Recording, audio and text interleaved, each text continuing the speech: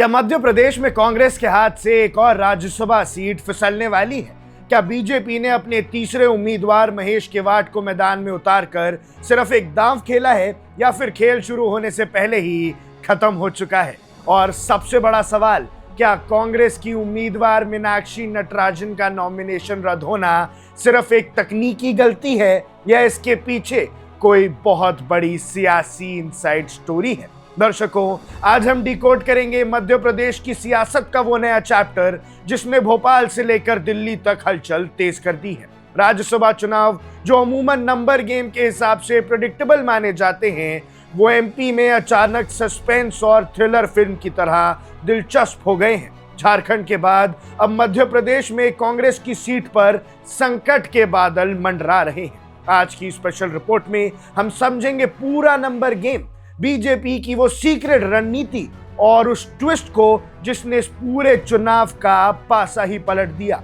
कहानी को समझने के लिए सबसे पहले एमपी विधानसभा के नंबर गेम को समझना जरूरी है। इस समय मध्य प्रदेश में प्रभावी विधायकों की संख्या 228 है। राज्यसभा की एक सीट जीतने के लिए किसी भी उम्मीदवार को कम से कम 58 फर्स्ट प्रेफरेंस वोट्स की जरूरत होती है। अब जरा दोनों पार्टीज की ताकत देखिए। भारतीय जनता पार्टी के पास इस समय 164 विधायक हैं और बीजेपी ने अपने दो बड़े चेहरे तरुण चुग और रजनीश अग्रवाल की जीत को पूरी तरह से सुनिश्चित कर दिया है। इन दोनों को जिताने के लिए बीजेपी को 116 वोट्स चाहिए थे और 164 में से 116 घटा दीजिए तो बीजेपी के पास बचते हैं 48 एक्स्ट्रा सरप्लस वोट्स।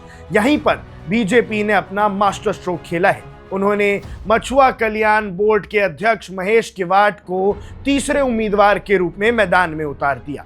अब महेश केवाट को जीतने के लिए चाहिए 58 वोट्स और बीजेपी के पास बचे हैं 48, यानी बीजेपी को अपना तीसरे कैंडिडेट के लिए सिर्फ 10 और वोट की जरूरत थी। दूसरी तरफ कांग्रेस के पास कुल 63 विधायक हैं, यानी एक सीट के लिए जो जरूरी 58 वोट से 5 ज्यादा ही थे। कायदे से कांग्रेस अपनी उम्मीदवार मीनाक्षी नटराजन को आसानी से जिता सकती थी, लेकिन राजनीति में जो दिखता है वो होता नहीं है। बीजेपी को अपने तीसरे उम्मीदवार के लिए जो 10 अतिरिक्त वोट्स चाहिए थे, उसकी फील्डिंग बहुत पहले से सजी हुई थी। इसमें से 2 वोट्स का जुगाड़ तो ऑलमोस्ट कंफर्म था और बीना से कांग्रेस की बागी विधायक निर्मला सापरे और बहुजन समाज पार्टी के एक विधायक का वोट बीजेपी के पाले में जाना तय माना जा रहा था। अब बचे 8 वोट्स और इन 8 वोट्स के लिए बीजेपी को कांग्रेस के खेमे में बड़ी सेंधमारी करनी थी। कांग्रेस को इस बात का अच्छे से अंदाजा था कि हॉर्स ट्रेडिंग यानी विधायकों की खरीद फरोख्त हो सकती है।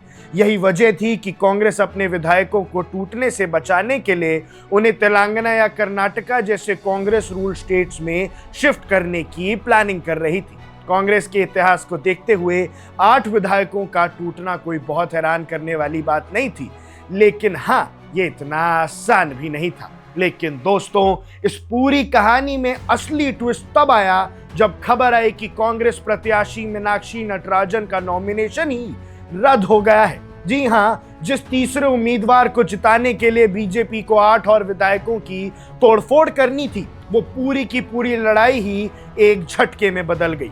बीजेपी ने जो तीसरा प्रत्यक्ष उतारा था, वो सिर्फ एक ब्लाइंड शॉट नहीं था, बल्कि एक सोची समझी रणनीति का हिस्सा था। मीनाक्षी नटराजन का नॉमिनेशन रद्द होना कांग्रेस के लिए एक बहुत बड़ा झटका है। ये दिखाता है कि कहीं ना कहीं कांग्रेस के थिंक टैंक से स्क्रूटिनी के लेवल पर एक बहुत बड़ी चूक हुई है, जिसका फायदा उठाने के लिए बीजेपी पहले से तैयार बैठी थी।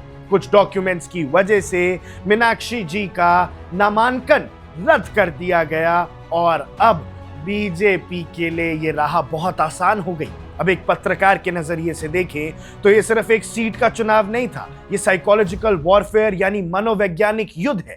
बीजेपी ने तीसरा उम्मीदवार उतारकर कांग्रेस के भीतर वो डर और अविश्वास पैदा कर दिया जिससे पूरी पार्टी डिफेंसिव मोड में आ गई।